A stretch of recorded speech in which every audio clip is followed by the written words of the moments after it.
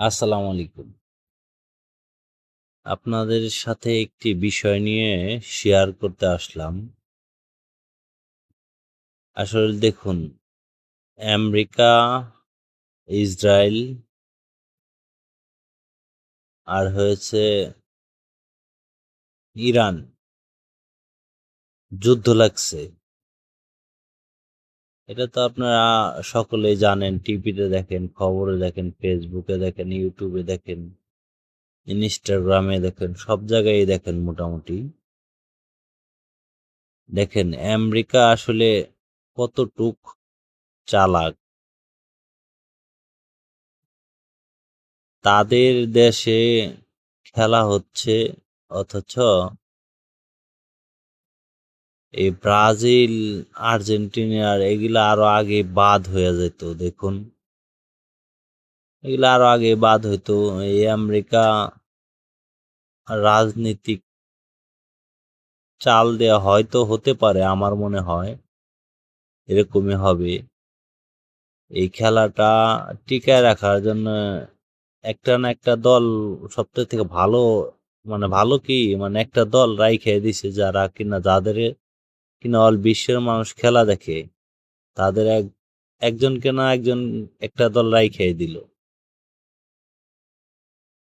এই ইরানের সাথে যত টাকা লস হইছে যুদ্ধ করে, এই সমস্ত টাকাগুলো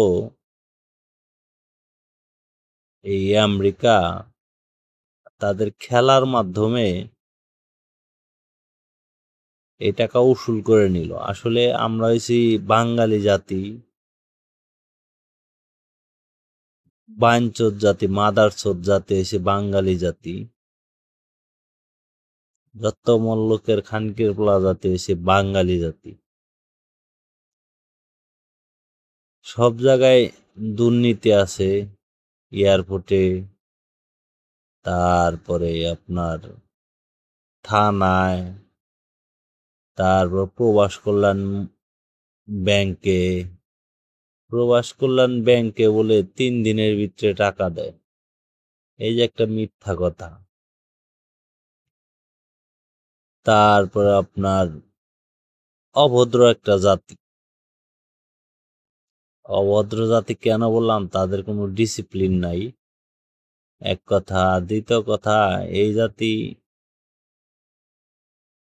আমার মনে হয় কি, এই জাতিরে যদি